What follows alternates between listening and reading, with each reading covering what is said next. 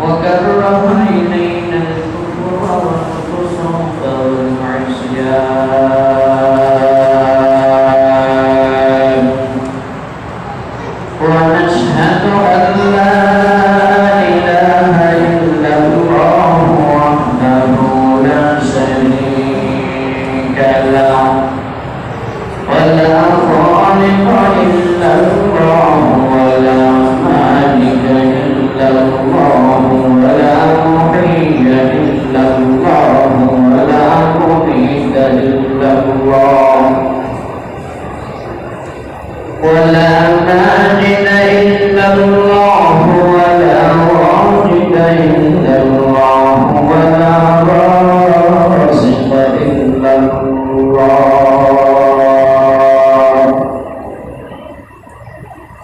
ونشهد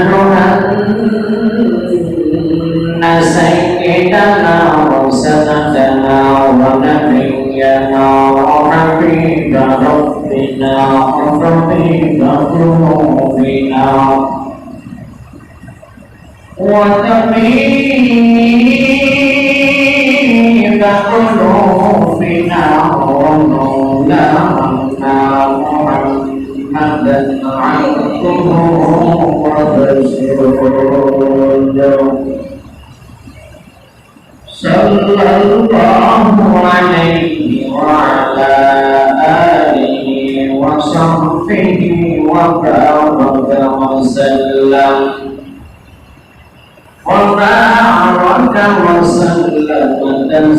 تسليما كثيرا أما بعد فأعوذ بالله من الشيطان الرجيم بسم الله الرحمن الرحيم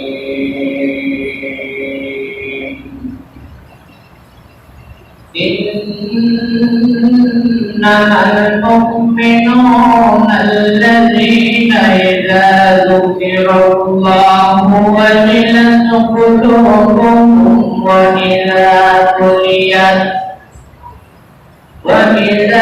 تليت عليهم آياته زادتهم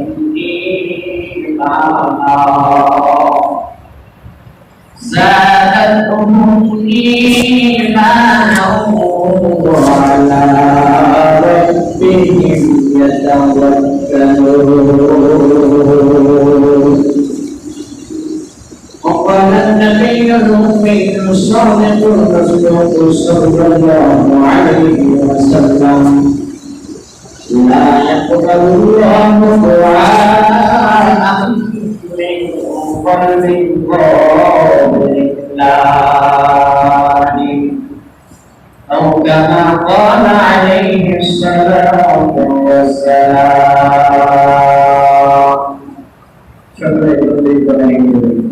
اللهم صل على محمد وعلى آل محمد كما صليت على إبراهيم وعلى آل إبراهيم إنك حميد مجيد اللهم بارك على محمد وعلى آل محمد كما باركت على إبراهيم وعلى آل إبراهيم إنك حميد مجيد. Alhamdulillah, Allah Ta'ala dapat bersyukur dan bersyukur. Jadi আপনাদের আমাকে আপনার প্রসাদ সামানাই ইমাম নবী মুহাম্মদুল্লাহ দেওয়ার সাথে সাথে সুস্থতা নিয়ামত দান করে আবার জামে মসজিদে জুমা নামাজকে কেন্দ্র করে আশা বসা তৌফিক দান করেছেন। এই জন্য সকলে মুসলমান হিসেবে আওয়াজটাকে উঁচু করে অন্তরের অন্তঃস্থল থেকে আল্লাহ রাব্বুল আলামিনের শেখানো ভাষায় কালিমাতুল শুকর আদায় করে বলি আলহামদুলিল্লাহ। আসলে আমরা হায়াতের জিন্দেগিতে যদি মালিকের দেওয়া নিয়ামতগুলো দেখি, কুদরতগুলো দেখি, তাহলে আপনার আমার জন্য অতি সহজে মালিককে চিনা যাইতে পারে।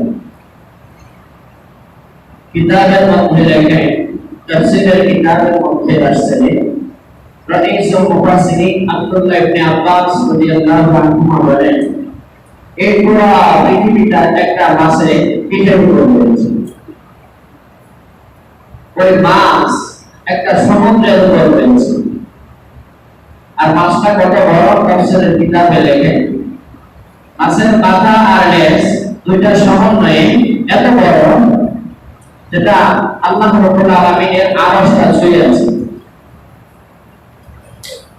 এই সমুদ্রে উপরে একটা নীল রঙের আবার পাথরের জমি রয়েছে। এই আল্লাহ রাব্বুল আলামিন আসমানকে যথাস্থানে রেখে দিলেন, জমিনকে জমিনের স্থানে রাখলেন, সব জিনিসগুলো যেভাবে যেটা রাখলেন, আপনি আমি যদি চিন্তা করি যে এটা মালিককে ছাড়া আদৌ কারো দ্বারা সম্ভব নয়। এই ফিকির যদি আপনার আমার দিলের ভিতরে ঢুকাইতে পারি, নিয়ে আসতে পারি, অতি সহজে আপনার আমার দ্বারা মালিককে চেনা সম্ভব হয়। যাই হোক, সকলকে আল্লাহ রাব্বুল আলামিন মালিককে চেনার মতো, জানার মতো তৌফিক এনে করুন, সকল করুন আমিন। গত সপ্তাহে, আগের সপ্তাহে আলোচনা হয়েছিল ঈমান সম্পর্কে। পরবর্তী সপ্তাহে মজবুত ঈমান হলে কি লাভ, কি ফজিলত, আমরা সূরা বুরুজের তাফসীরের মাধ্যমে অল্প সময়ের মধ্যে জেনে নিয়েছিলাম। আজ থেকে আমরা জানব যে দুর্বল ঈমানদার কার, কোন কোন আলামত আপনার আমার ভিতরে থাকলে বুঝতে পারবো যে আপনি আমি মুমিন ঠিক, কিন্তু পাক্কা মুমিন নই। এই দুর্বল মুমিন কারা, আজকে আমরা সংক্ষিপ্ত সময়ে, অল্প সময়ের মধ্যে সংক্ষিপ্ত ভাবে দেখবেন, দেখলো নামাজ তো পড়ে না, এমনকি হুজুরকে যদি মসজিদ দিকে করতেও যায় সেটা কাজ হয়ে পড়ে, যাতে সেন্টার মতো না হয়ে যায়। এমন চা খাচ্ছে আর বলতেছে আমিও মুমিন, দিনভর কৃষি কাজ করছে, মালিকের হুকুমে কোন প্রকাশ সে করে না। তাকে যদি জিজ্ঞাসা করা হয়, ভাই আমি নামাজ না পড়লে কি হবে, রোজা না রাখলে কি হবে, আমিও পাক্কা মুমিন। যে লোক রাত দিন সব সময় সে ড্রাইভিং এই ধরনের বিভিন্ন কাজের ভিতরে জড়িত, ওই লোক যদি জিজ্ঞাসা করা হয়, ভাই তুমি তো নামাজে যাও না, রোজা রাখো না, এই আমলগুলো করো না, ওই লোক বলবে যে আমিও মুমিন। দুনিয়ার জমিনে অধিকাংশ মানুষ যারা আল্লাহকে বিশ্বাস করে, রাসূলকে রাসূল হিসেবে মেনে নিয়েছে, কোরআনকে সংবিধান হিসেবে বিশ্বাস করে, তারা সকলেই যদিও নামাজ পড়ে না, রোজা রাখে না, দাড়ি পিছনে প্যানেট লাগায়, গীবত করে, অন্যের দোষ চর্চা করে, অপবাদ লাগায়, অরকম মানুষের উপর জুলুম করে, ইয়ার করলেও সে বলে দেব। এটা আসলে কারণ হলো একটাই, যে এই লোক মুমিন কাকে বলে সেটা সে এখনো জানে। আমি যখন ছাত্র ছিলাম তখন হুজুর একটা ঘটনা শোনাইছিলেন। ঘটনাটা হলো এমন, এক লোক গায়ের জোর ছিল, লাঠির জোর ছিল, টাকার গরম ছিল, কিন্তু ওই লোকে কোনো এলেম ছিল, সাইন করবে একটু যাওয়ার ভিতরে নেই। এই লোক টাকার গরমে, লাঠির গরমে চেয়ারম্যান হয়েছে। চেয়ারম্যান হওয়ার পরে তার আওতাধীন যে সমস্ত মেম্বার ছিল, 9 জন 10 জন ইউনিয়নের ভিতরে যেগুলো ছিল, উনি তো শুদ্ধ ভাষায় কথা বলতে পারে না, কাউকে আসে নাই এটাতে একটা ভূতাবে লিখে সেটা বোঝাইতে পারে না, তার বিচার হতো লাঠির মাধ্যমে। ওই লোক এক মেম্বার আসে নাই, যখন একদিন আসবে সে লাঠি নিয়ে পরিষদের সামনে বসার পরে ডাকিয়া বলে, মেম্বার সামনে এমনি ভয়, কারণ তাদের ভিতরে গেলেন কারা না থাকে বিবেক বুদ্ধি, এদের কাজ সব সময় ভালো কাজের দিকে যাবে, বিষয়টা এমন। আর বিশেষ করে হাদিস এটা আল গরমের পুরো মামলা মানুষ যখন প্রচন্ড লেগে যায় তখন তার এই বিবেক যে আছে এটা তখন রূপ পায়। লোক পায় তার উদ্দেশ্য হতো যেমন ভাবে মাতাল হয়ে গেলে মাকে বউ মনে করতে থাকে, বউকে মা মনে করতে থাকে, উষ্ণে অনুরূপ ভাবে এই আকল তার রূপ পায় যখন মেজাজ গরম থাকে। এই হামলে যখন দেখলো মেম্বার সাহেব ভয় পায়, ভয়ে সামনে গেল, যাওয়ার পরে বলল যে তুমি তো গতকালকে আসো নাই, ঘটনাটা কি, কারণটা কি? সেটা একটা বললো আমার তো বেবি ডেলিভারি কেক ছিল, এই কারণে আসতে পারি নাই, যথার সময় উপস্থিত হতে পারি। চেয়ারম্যান সাহেব বলে, মাথায় হাত দেয় আর বলে, আরে কি মাত্র কিছুদিন আগে আমার চাচাও তো এই হারাই। আসলে এই চেয়ারম্যানের যে ঘটনাটা ঘটলো এটা বললো এই কারণে যে তার ভিতরে অ্যাডাল্ট নাই, সে বোঝে না ডেলিভারি কেস কার মাধ্যমে কিভাবে ঘটে সেটা তার জানা নেই। ঠিক অনুরূপ ভাবে ওলামায়ে কেরাম অনেক ঘটনার মাধ্যমে এটা বোঝাইতে যাচ্ছেন। অনেকে মুমিন দাবি করে, কিন্তু আসলে সে মুমিনকে দাবি করছে, মুমিন কাকে বলে সেটা তার ভিতরে সেই এলেমটা এসে যায়। তাই আজকে আমরা সংক্ষিপ্ত পরিসরে জানবো কোন কোন আলামত আপনার আমার ভিতরে থাকলে আমি দুর্বল মুমিন, পাক্কা মুমিন, আল্লাহকে ডাকি, আল্লাহ আপনার আমার ডাকে সাড়া দেন। নামাজ পড়তেছি, নামাজের ভিতরে মজা পাচ্ছি না। আপনি আমি জিকিরের ভিতরে যাই, কিন্তু জিকিরের ভিতরে কোনো মজা পাই না। কারণটা কি? কারণ হলো এটাই, আপনার আমার ভিতরে কোন নাকল মুমিন এখনো হইতে পারি নাই, ঈমান মজবুত হয় নাই, ঈমান দুর্বল। ঈমান দুর্বল কি আলামত পাইলে তোর মধ্যে অন্যতম একটা আলামত হলো যে বান্দা আমলের ক্ষেত্রে আল্লাহর হুকুম পালনের ক্ষেত্রে ব্যবস্থা করবে। আপনি আমি তাকাইলে দেখতে পাই আলামত আপনার আমার সকলের মাঝে বিদ্যমান। নামাজের সময় হয়ে যাচ্ছে, যারা পড়েন তাদের ভিতরে এটা হইতে পারে কত বড় কথা, যত সময় নামাজ আদায় করে। শুধু নামাজ নয়, অন্যান্য যত ইবাদত আছে সব ইবাদতের ক্ষেত্রে ব্যবস্থা করে। অথচ আল্লাহ কালামের মধ্যে আসছে আদাও সালাত, যারা নামাজকে নষ্ট করে দেয়। নামাজ নষ্ট করার বিভিন্ন ব্যাখ্যা করেছেন, অন্যতম একটা ব্যাখ্যা হলো একদম নামাজ ছেড়ে দেওয়া, এটা নামাজের নষ্ট করা। আরেকটা ব্যাখ্যা হলো আদাও সালাত, যে নামাজ পড়তে আসেছি কিন্তু নামাজের যে আদব, নামাজের যে শর্ত সারায়াতগুলো রয়েছে সেগুলো তার ভিতরে নেই। এটা বোঝা যায় যে সমস্ত মানুষ তাসাব্বুহ পারে না, দোয়া কুনুত পারে না, কেরাত সহি নাই, তারা নামাজ নষ্ট করতেছে, নামাজ হচ্ছে না। আরেকটা ব্যাখ্যা হলো ধন সম্পদ, টাকা পয়সার মালিক বিশাল সুন্দর করে মসজিদ সাজায় রাখলো, যার জনপূর্ণ, কিন্তু সেই মসজিদের ভিতরে বসবে। যারা টাকা দিয়ে মসজিদ সুন্দরভাবে নির্মাণ করলো, মেরামত করলো, তারাই মসজিদে আসে না। আল্লাহ নবী হাসান বসরি রাহমাতুল্লাহি আলাইহি এই আদাও সালাত দ্বারা ওই সমস্ত উদ্দেশ্য, নামাজ নষ্ট করে কারা, তারা ওই সমস্ত লোক যারা সুন্দর করে জনপূর্ণ মসজিদ বানায় কিন্তু মসজিদের ভিতরে আসে না। এরা নামাজকে নষ্ট করে। যারা বোঝা যায় যারা মসজিদের ভিতরে অনেক ধন সম্পদ টাকার মালিক হওয়ার কারণে টাকা দেয় কিন্তু মসজিদে আসে না, এরা নামাজকে নষ্ট করতেছে। মসজিদ বানাইলে জান্নাতের ভিতরে চলে যাবে, বিষয়টা এমন নয়। এই নামাজকে নষ্ট করে, এটা কোরআনের আয়াত দ্বারা সুস্পষ্টভাবে প্রমাণিত। ফাওয়াইলুল লিল মুসাল্লিন আল্লাযীনা হুম আন সালাতিহিম সাহুন আল্লাযীনা হুম ইউরাউনা ওয়া ইয়ামনাউনাল মাউন।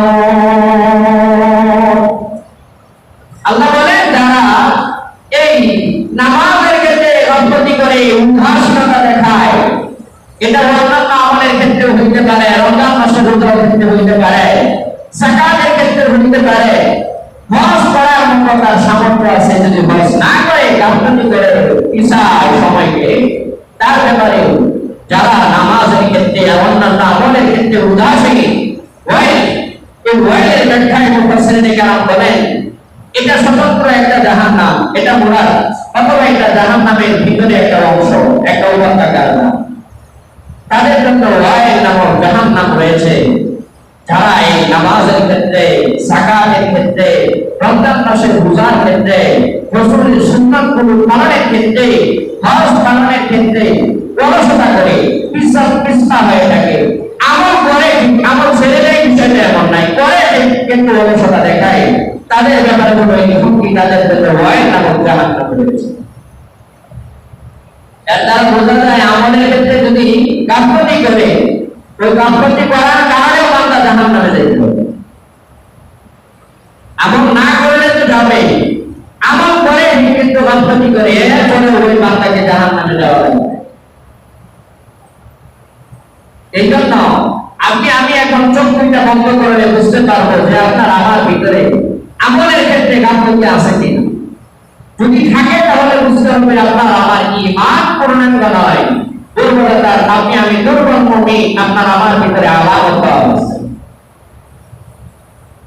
দেখো, এক নাম্বার আলামত হলো মুমিন বান্দা আল্লাহকে এক করে বিশ্বাস করে, রাসূলকে রাসূল হিসেবে মানে, কোরআনকে সংবিধান হিসেবে মানার পরেও যদি আমলের ক্ষেত্রে গাফলতি করে, উদাসীনতা প্রদর্শন করে, বুঝতে হবে এই লোকের ঈমান দুর্বল। দুই নাম্বার আরেকটা কারণ হলো যে আমলের ভিতরে যত সময় আসে গুরুত্ব দেয়, কিন্তু আমলের মাঝে দুনিয়াবি ফিকির তার মাথার ভিতরে ঢুকায়। মনে করেন দোয়া হচ্ছে, দিলের ভিতরে তার চিন্তা, হুজুর এত লম্বা দোয়া করে কেন, আমার তো হেঁটে গিয়ে গাড়ির উপর পিছে চলে যাচ্ছে, আমি তো অমুক জায়গায় যাবো, দোয়া করে কিন্তু তার দিলের ভিতরে এই ধরনের কথা আসে, উদয় হয় বারবার। বা দোয়া করতেছে, নামাজ পড়তেছে, জিকিরের মধ্যে সে বসে থেকে তার মেধার ভিতরে কাজ করতেছে যে আমার যে এখানে 20 মিনিট সময় যাচ্ছে, এটা দিয়ে তো অন্য কাজ করতে পারতাম। এই লোকের ভিতরে ঈমান দুর্বল, এটা মজবুত ঈমানদার। কেউ যদি আমার ফিকির করে, নামাজের ভিতরে আসে, নামাজের ভিতরে দাঁড়ানোর পর চিন্তা করে, যা কাজটা ইমাম সাহেব করবে, আমার তো কোনো কাজ নাই, আমি আমার বাড়ির অমুক কাজটা কাকে দিয়ে করানো যাবে, ফিকিরটা করব। যা দিনের ভিতরে এই ধরনের ফিকির আসে, বুঝতে হবে যে আমি এখনো পূর্ণাঙ্গ মুমিন নয়। আল্লাহকে ডাকলেই যে মালিক শুনবে, বিষয়টা এমন নয়। আমার ঈমান দুর্বল। শুধু তাই নয়, দোয়ার মধ্যে আল্লাহর কালাম কুরআনুল কারীম তিলাওয়াত করে, এমন সময় তার দিলের ভিতরে কত কিছু উদয় হচ্ছে, এটা করবে, এরপরে সেটা করবে। এমন যদি হয়, এক কথায় যদি আমলের মধ্যে থাকা অবস্থায় তার দিলের ভিতরে বিভিন্ন ফিকির দুনিয়াবি ঢুকে যায়, তাহলে বুঝতে হবে ঢোকার পরে যে আমার ঈমান দুর্বল, এখনো মজবুত হয়নি। এটা হলো 2 নাম্বার দুর্বল মুমিনের আলামত, চিহ্ন। 3 নাম্বার আলামত হলো দিল শক্ত হয়ে যাওয়া। আপনার আমার দিল শক্ত হয়ে যাওয়া। কোরআনের বয়ান হয়, হাদিসের বয়ান হয়, শুধু তাই নয়, আপনার আমার জিন্দেগির মধ্যে সব কিছু চলছে আগের মতো, কিন্তু মানুষ চাষা মারা গেল দিলের ভিতরে কোনো কিছু প্রভাব আপনার আমার ভিতরে পড়ে। বাবা মারা গেল 2 দিন 3 দিন 4 দিন 1 সপ্তাহ ফজরের নামাজের সময় মসজিদে আসলেন, পরে আর আমার খবর নাই। এই ধরনের ভাব যার ইমানের ভিতরে, যার আমলের ভিতরে আসবে, বুঝতে হবে এটাও পূর্ণাঙ্গ মুমিন নয়, দুর্বল ইমানদার। 4 নাম্বার আরেকটা কারণ হলো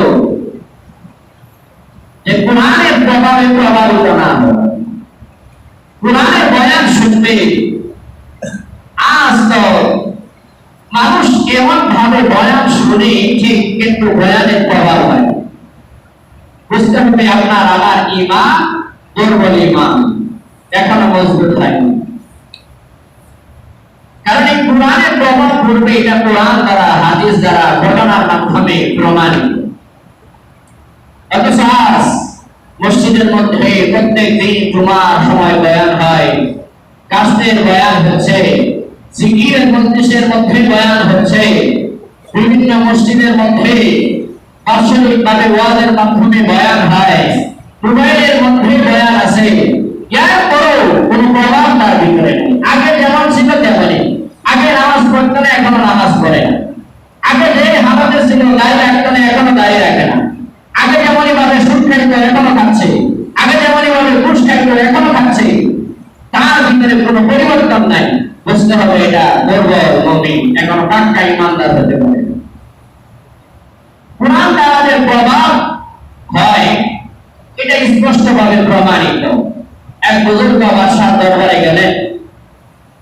বুজুর্গ বাদশার দরবারে যাওয়ার পর বাদশাকে ডাকিয়ে বললেন, বাদশার দরবারে অবস্থান কালে এক লোক একটু পানি নিয়ে ডাকিয়ে বলল, হুজুর, একটা রোগী বাঁধার সময় অতিবাহিত হচ্ছে, অনেক ডাক্তার দেখানো হলো, সব ডাক্তার, কোনো ডাক্তারের চিকিৎসায় কাজে আসলো না।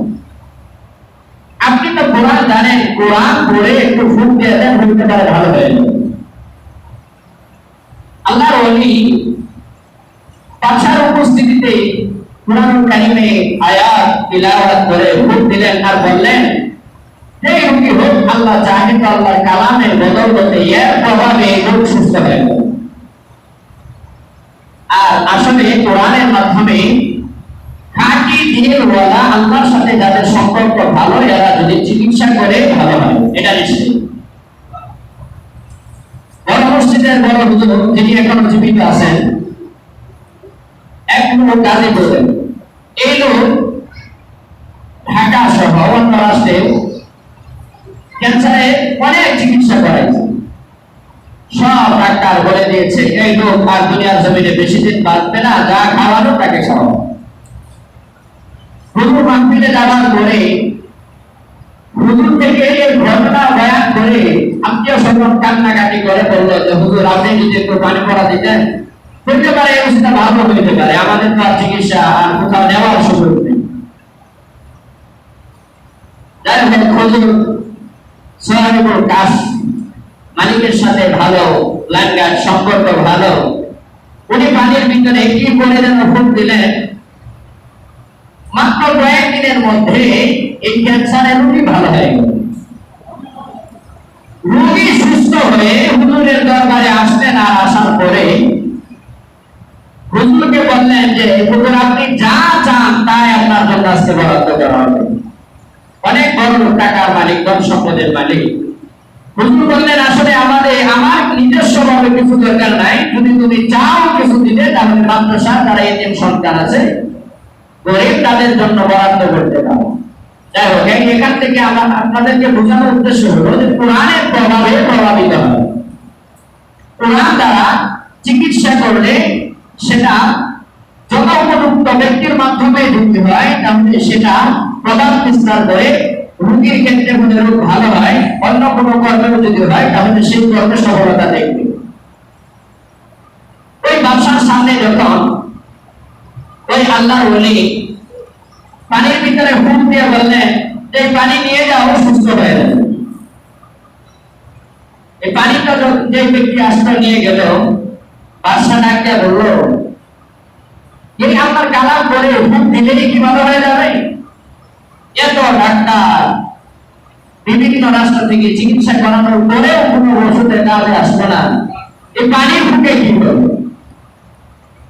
তৎক্ষণাৎ ওই আল্লাহর ওলি কোনো জবাব না দিয়ে আল্লাহর ওলি বাদশাকে ডাকতে বললেন, বাদশা, আপনি আপনার রাজ্যের পশ্চিমবঙ্গের লোকজন সকলে আপনার প্রতি নারাজ, আপনি নাকি তাদের হক আদায় করেন না, এই কারণে সকলে আপনাকে গালিগালাজ করেন। এই কথা বলতেই বাদশার মেজাজ গরম, চেয়ার থেকে দাঁড়ায় পড়ল। আবার ওই আল্লাহর ওলি বললেন যে, বাদশা, আমি তো শুনলাম পূর্ব অঞ্চলের, আপনার রাজ্যের পূর্ব অঞ্চলের লোকজন সকলে আপনার খুব প্রশংসা করে, আপনাকে খুব দিল থেকে ওনার মহাব্বত করে। এই কথা বলতে বাদশা দাঁড়ানো থেকে বসে পড়লেন, মেজাজ ঠান্ডা হয়ে গেল, ভালো ব্যবহার করতে লাগলো, খুশি। এই হালত দেখার পরে এবার আল্লাহর ওলি ডাকতে বললেন, বাদশা, আমি যে এই কথাটা বললাম, এক পার্শ্বের লোক আপনাকে মহাব্বত করে আর এক পার্শ্বের লোক আপনাকে গালিগালাজ করে, আপনার প্রতি নারাজ, অসন্তুষ্ট, আমার এই কথার মধ্যে যথেষ্ট সন্দেহ থাকতে পারে, ব্যক্তি হিসেবে আমি মিথ্যা বলতে পারি। এরপরেও আমার এই নগণ্য একজন ব্যক্তির কথা দ্বারা আপনি যদি প্রভাবিত হন, এক কথার মাধ্যমে আপনার মেজাজ গরম হয়ে যায়, আরেক কথার মাধ্যমে অল্প সময়ের মধ্যে শান্ত হয়ে আমার প্রতি আপনি আনন্দ প্রকাশ করেন, যেই মালিক কোরআন নাযিল করে প্রথমেই বললেন লা রাইবা ফি, এই কোরআনের মধ্যে কোনো ভুল নাই, কোনো সন্দেহের অবকাশ নাই, ওই মালিকের কোরআন করে যদি ফুট দেওয়া হয় তাহলে সেটা কেন প্রভাব বিস্তার করবে না? এই কথা বলার পরে বাদশা রোজ ফিরে আসতো। বাদশা এই কোরআন সম্পর্কে ধারণা তার সঠিক আসতো। এই ঘটনা দ্বারা বুঝে আসে যে কোরআন যে মানুষের দিলের ভিতরে প্রভাব বিস্তার করতে পারে। তাছাড়া শুধু তাই নয়, খলিফাতুল মুসলিমিন ওমর রাদিয়াল্লাহু তাআলা আনহুর ঘটনা আপনি আমি সকলেই জানি। রাস্তা দিয়ে কোরআন তলোয়ার নিয়ে যাচ্ছে পয়গম্বরের মাথার জন্য, কোরআনের তিলাওয়াত শুনে কেমন প্রভাবিত হলেন যে কালেমা পড়ে আল্লাহ রাসূলের দরবারে তলোয়ার হাদিয়া শুরু দিয়ে রেখে কালেমা পড়ে মুসলমান হয়ে গেলেন। সুবহানাল্লাহ। শুধু তাই নয়, এক আল্লাহর গোলাম মদ্যপান করতো, সব সময় মদ্যপান করে মাতাল অবস্থায় থাকতো।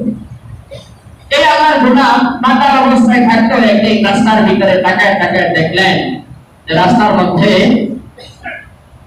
একটা ছোট কাগজের টুকরা পড়া, যার মধ্যে আরবি লেখা। এই আল্লাহর গোলাম যখন এই আরবি লেখাটা দেখলেন, দেখার পরে উনি সেটাকে ঘরে সুন্দর করে নিয়ে মহাব্বত করে যত্ন সহকারে উঁচু জায়গায় রেখে দিলেন। রাখার পরে তাদের আগে ঘর ছিল মদ্যপান করা, আবার আমাদের আসরে চলে গেল।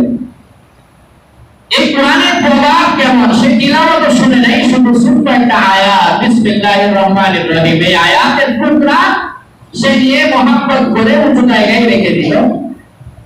তৎকালীন জামানা সবচেয়ে বড় বুজুর্গ ছিলেন আল্লাহর ওলি হাসান বসরি রাহমাতুল্লাহি আলাইহি।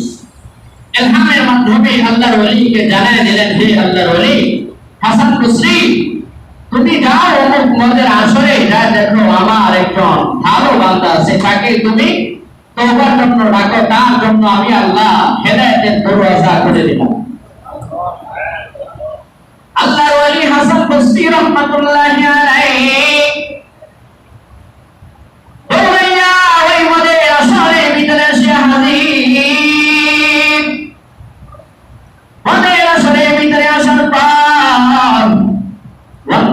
যারা মদ্যপান করে সকলে তৎকালীন জামানার বড় বুজুর্গ হিসেবে হুজুরকে চিনতেন। এর ভিতরে দাঁড়াইতে তাকায় তাকায় দেখলেন ওই জামানার সবচাইতে বড় আলেম, সবচাইতে বড় বুজুর্গ আল্লাহর ওলি হাসান বসরি রাহমাতুল্লাহি আলাইহি মদের আড্ডার সামনে দাঁড়ানো। সকলে আশ্চর্য হইয়া জিজ্ঞাসা করলেন, ও আল্লাহর ওলি, আপনি তো মসজিদের ভিতরে থাকবেন, মাদ্রাসায় থাকবেন, খানকায় থাকবেন, এটা স্বাভাবিক অবস্থা। মদের আড্ডার ভিতরে আপনি আসবেন, এটা তো কোনোদিন সম্ভব নয়, এটা তো হইতে পারে না, কেন আসলেন? আল্লাহর ওলি হাসান বসরি রাহমাতুল্লাহি আলাইহি তাকে বললেন, তোমাদের এই মনের আসরের মধ্যে বিশ্ব নামে কে আছে, কে আছে? ওই যুবককে একটু ধরে আমার কাছে নিয়ে আসো। ওই বন্ধু বান্ধব সকলে দৌড়াইয়া যায়, দেখে বিশাল হাতি মত্তান করে মাতাল অবস্থায় সেখানে পড়ে আছে। এমন অবস্থায় যখন তাকায় দেখলো বন্ধু বান্ধব তাকে ধরে আল্লাহর ওলি হাসান বসরি রাহমাতুল্লাহি আলাইহি উনার কাছে নিয়ে আসলেন। আল্লাহর ওলি হাসান বসরি রাহমাতুল্লাহি আলাইহি বললেন, হে যুবক, তোমার কোনো টেনশন নাই, তোমার কোনো টেনশন নাই, আমার সাথে চলতে থাকো। মাতাল অবস্থায় হাসান বসরি রাহমাতুল্লাহি আলাইহির সাথে যুবক চলতে আরম্ভ করলো। অল্প কিছু দূর যাওয়ার পর এবার ডাকতে বলে, হে যুবক, তুমি কি তোমার জীবনের মধ্যে ভালো আমল করেছ, যে আমলের কারণে এই মতের আসরের ভিতরে মাতাল অবস্থায় পড়িয়া থাকার পরও আল্লাহ আমাকে জানাই দিলেন তোমার জন্য তওবার দরজা মালিক খুলিয়া দিয়েছেন। এই কথা বলার পর ওই বেশি চোখে পানি ছেড়ে কান্না করে আর ডেকে বলে, ও আল্লাহর ওলি, আমার হায়াতের জিন্দেগিতে ভালো কোনো আমল নাই, তবে হায়াতের জিন্দেগিতে এই যে গতকালকে আমি যখন মদ পান করে রাস্তা দিয়ে চলতেছিলাম, রাস্তা দিয়ে চলার সময় তাকায় রাস্তার ভিতরে দেখলাম ছোট একটা কাগজের টুকরা। ওই কাগজের ভিতরে আরবিতে কি যেন লেখা সেটা আমার জানা নাই, সেটা আমি পড়তেও পারি না। এই কথা বলার পর বিশাল হাবিব, এবার ওই বিশাল হাবিব দৌড়াইয়া হাসান বসরি রাহমাতুল্লাহি আলাইহি উনার বাড়িতে নিয়ে গেলেন আর ডাকতে বললেন, যাও তুমি কোন কাগজটা একটু আনছো সেটা আমাকে দেখাও। এবার বিশাল হাবিব ঘরের ভিতরে ঢুকে গেলেন। ঢুকার পর ওই কাগজ সুন্দর করে মহব্বত করে কাছে উপরে ভিতরে রাখছিলেন। ওই কাগজটা নিয়ে আল্লাহর ওলি হাসান বসরি রাহমাতুল্লাহি আলাইহির হাতে ধরায় দিলেন। আল্লাহর ওলি হাসান বসরি রাহমাতুল্লাহি আলাইহি তাকায় দেখলেন ওটা সাধারণ কোনো লেখা নাই, সেটার ভিতরে কোনো ইংরেজি বাক্য লেখা নাই, বাংলা কোনো বাক্য লেখা নাই, ইব্রানি কোনো ভাষা নাই, আরবি কোনো ভাষা নাই। তাকায় দেখলেন সেটা হলো আল্লাহর কালামের ভাষা, আরবি ভাষায় আল্লাহ রাব্বুল আলামিনের কালাম। সূরা ফাতিহার প্রথম অংশের দিকে যেটাকে আমরা সকলে বিসমিল্লাহ বলে জানি, ওই বিসমিল্লাহর অংশ সেখানে লেখা। এই যখন এই হালত দেখলেন, দেখার পর হাসান বসরি রাহমাতুল্লাহি আলাইহি ডাক বললেন, ও যুবক, তোমার আর কোনো টেনশন নাই, কোনো পেরেশানি নাই। আজকে থেকে তুমি আল্লাহর দরবারে তওবা করো, তুমি মালিকের বড় বন্ধু হয়ে যাইবা। এবার যখন তওবা করতে লাগলো, আল্লাহর দরবারে তওবা করার বদৌলতে মালিক এমন দামি বানাই দিয়েছে এই কোরআনের তওবার ভিতরে পড়ার কারণে। তৎকালীন জামানা জগৎ বিখ্যাত যিনি বড় মুজতাহিদ ইমাম ছিলেন মাযহাব বিন নাজাত ইমাম আহমদ বিন হাম্বল রাহমাতুল্লাহি আলাইহি, তাকে এই বিশ্বের হাবিবকে সবচাইতে বেশি সম্মান করতেন। এই জন্য ভাই কোরআনের বড় পড়বে, এটা হলো মুমিনের আলামত। কিন্তু আজকে আপনার আমার সামনে কোরআনের বয়ান হয়, কিন্তু আপনার আমার ভিতরে কোরআনের কোনো প্রভাব পড়ে না। আজকে তোমার বয়ান হয়, কিন্তু আপনার আমার ভিতরে সেই বয়ানের কোনো প্রভাব নাই। পাশে মসজিদে ওয়াজ মাহফিলের ব্যবস্থা করা হয়, বয়ানের ভিতরে যায়, এরপরে কোনো বয়ানের প্রভাব পড়ে না, মোবাইলের মাধ্যমে ওয়াজ শুনে কোনো প্রভাব পড়ে না। তাহলে বুঝতে হবে আপনার আমার ঈমান এখনো মজবুত হয়নি, দুর্বল ঈমান।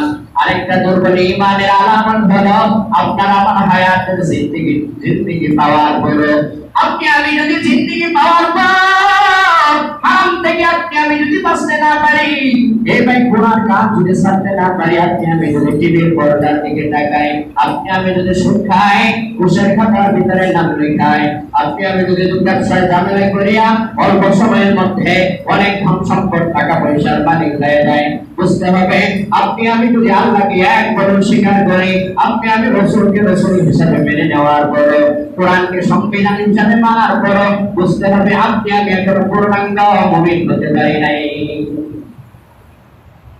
কারণ পূর্ণাঙ্গ মুমিন যদি হইতে চাও, সবসময় হারাম খানা রক্ষণ করবে।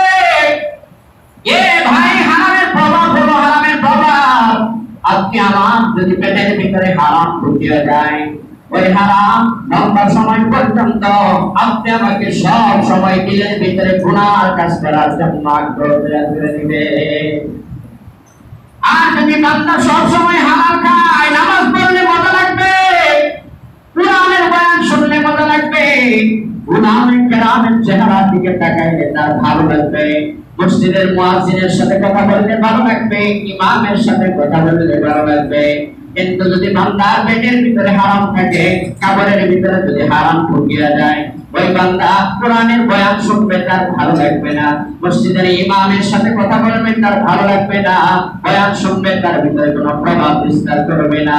এটাই হারামের এত প্রভাব, এত প্রভাব, এত প্রভাব। কিতাবের ভিতরে ঘটনা রাখেন, দারুল তাওবাহ মাদ্রাসার প্রতিষ্ঠাতা মুহতামিম হুজ্জাতুল ইসলাম আল্লামা কাসেম নানুতুবি রাহমাতুল্লাহি আলাইহি মাদ্রাসা প্রতিষ্ঠা করার পর মাদ্রাসা পরিচালনা করেন আর সেই এক আল্লাহর গোলাম, টাকা নাই পয়সা নাই, বড় বড় সবাই গরিব লোক, ওই গরিব বান্দা প্রত্যেক দিন তার জীবিকা নির্বাহের ব্যবস্থা হলো এক খাসা করে ঘাস কাটিয়া বাজারের ভিতরে উঠাইয়া 6 পয়সা করে প্রত্যেক দিন বিক্রি করে, 6 পয়সা বিক্রি করার পর ওই বান্দা 2 পয়সা যেই দিন বিক্রি করে তৎক্ষণাৎ আল্লাহর রাস্তায় দান করিয়া দেয়। আর 2 পয়সা ওই বান্দা জমা রাখে, আর 2 পয়সা দ্বারা নিজে জীবিকা নির্বাহ করে, বিবি বাচ্চা নিয়ে চলে। এইভাবে যখন চলতেছে আর প্রত্যেক বছর ওই 2 পয়সা করে প্রত্যেক দিন জমাইয়া এক বছরে যখন 7 টাকা 30 পয়সার মতো হয়, ওই 30 পয়সার মতো হওয়ার পর প্রত্যেক বছরে একবার দারুল মাদ্রাসার পুরো স্টাফ হুজুরদেরকে দাওয়াত করে ওই আল্লাহর বান্দা প্রত্যেক বছরে একবার করে খাওয়ায়। প্রতিষ্ঠাতা মুহতামিম আল্লাহর ওলি হুজ্জাতুল ইসলাম কাসেম নানুতুবি রাহমাতুল্লাহি আলাইহি সাধারণত কারো বাসায় দাওয়াত খান না, উনি কারো দাওয়াত খেতে চাইতেন না, কিন্তু উলামায়ে কেরাম প্রত্যেক বছর ওই স্টাফদেরকে যখন বছর শেষ হতে থাকতো তখন জিজ্ঞাসা করত যে এই বছর কি ওই কৃষক সাধারণ মানুষটাকে দাওয়াত দিয়েছে কিনা, নাকি দাওয়াত দিবে না। এবার ওই আল্লাহর ওলি বড় মানুষ দাওয়াত দিলে যায় না, ধন সম্পদ টাকা পয়সার অভাব নাই, ভালো ভালো খাবারের ব্যবস্থা করবে, এমন লোকের দাওয়াতে যায় না যে লোকটা সারা বছর 7 টাকা 30 পয়সা জমাইয়া খানা খাওয়ার, অল্প মাত্র কিছু জোগাড় করে ওই খানার জন্য প্রত্যেক বছর অগ্রিম ঘুষটা আসায় আগ্রহ প্রকাশ করতে থাকে। দারুল তাওবাহ মাদ্রাসা সকল উলামায়ে কেরাম আল্লাহর ওলি কাসেম নানুতুবি রাহমাতুল্লাহি আলাইহি একদিন সকলেই ডাক দিয়া বললেন, ও আল্লাহর ওলি, আজকাল দাওয়াতে আপনি অংশগ্রহণ করেন না, যারা সব সময় ভালো ভালো খাবারের ব্যবস্থা করে আপনি তাদের খাবারের ভিতরে যান না। যেই বান্দা 7 টাকা 30 পয়সা দ্বারা সামান্য খাবারের ব্যবস্থা করে আর তার খাবারের খাওয়ার জন্য আপনি আগ্রহ প্রকাশ করেন। এবার আল্লাহর ওলি কাসেম নানুতুবি রাহমাতুল্লাহি আলাইহি বলেন, আমি ওই খাবারের আগ্রহ প্রকাশ করি কারণ হলো ওই খাবারের একটা লোকমা যখন আমার উদরের ভিতরে যায়, পেটের ভিতরে যায়, আমি তাকায় দেখি প্রতিটা ভাতের সাথে কেমন যেন আমার পেটের ভিতরে নূর ঢুকতেছে। কেমন নূর, কেমন নূর! ওই এক লোকমা খানা খাওয়ার পর ওই ব্যক্তির ইখলাস আর ওই ব্যক্তির তাকওয়া, ওই ব্যক্তির হালাল বান্দা যখন এক সপ্তাহ, ওই বান্দা এক বছর পরে যখন আমাকে হালকা কিছু খানার ব্যবস্থা করে, ওই এক কোপা খাবার খাইলে কেমন যেন মনে হয়, কেমন যেন মনে হয়। এক বছর পর্যন্ত আমার দিলটা বারবার বলতে থাকে, হে কাসেম নাম করবে কেন তুমি এখনো নামাজের ভিতরে যাও না, হে কাসেম নাম করবে কেন তুমি নফল রোজা রাখো না। বারবার কেমন যেন ওই লুকমাটা পেটের ভিতরে ঢুকার পর বারবার আমাকে কেমন যেন বলতে থাকে, এখন তুমি কেন এশাকের ভিতরে দাঁড়াও না, এখনো তুমি কেমন যেন তাসবিহ নামাজের ভিতরে দাঁড়াও না। এই জন্য যুক্ত বুজুর্গ উলামায়ে কেরাম এই ঘটনা দ্বারা প্রমাণ করতে চায় যে যুক্ত বুজুর্গ উলামায়ে কেরাম এই কথা প্রমাণ করতে চায় হায়াতের জিন্দেগিতে যারা হালাল খানা ভক্ষণ করে ওই হালালের প্রভাবে বান্দা নেক কাজ করলে ভালো লাগবে, নেক কাজের দিকে মন ধাবিত হবে। সেই বান্দা বেশি বেশি সব সময় গুনার কাজের দিকে ধাবিত হয়, গুনার দিকে ধাবিত হয়। বুঝতে হবে ওই বান্দা হারাম দ্বারা প্রভাবিত হয়ে গেছে। এই জন্য যাদের দিলের ভিতরে হারাম খানা, যাদের দিলের ভিতরে, যাদের পেটের ভিতরে ঢুকবে, পোশাকের ভিতরে হারাম খানা, হারাম টাকা ঢুকবে, ওই লোকটা এখনো পূর্ণাঙ্গ মুমিন হতে পারে নাই, ওই লোকটা এখনো দুর্বল মুমিন হয়ে গেছে। এই জন্য ভাই হায়াতের জিন্দেগি পাওয়ার পর চক্ষু দুইটা বন্ধ করিয়া দেখো আমার ভিতরে, তোমার ভিতরে এখনো আপনি আমি মজবুত ইমানদার হইতে পারি নাই। আপনার আমার ঈমান এখনো দুর্বল। এই দুর্বল ঈমান নিয়ে যদি আপনি আমি কবরের ভিতরে যাই, কবরের আযাব থেকে এই ঈমান কিন্তু রক্ষা করবে না। এই ঈমান কিন্তু হাসরের ময়দানে আযাব থেকে রক্ষা করতে পারবে না। এই দুর্বল ঈমান ফুলসিরাতের উপর পাড়ি দিতে পারবে না। এই দুর্বল ঈমান জাহান্নামের আগুন থেকে বাঁচাইতে পারবে না।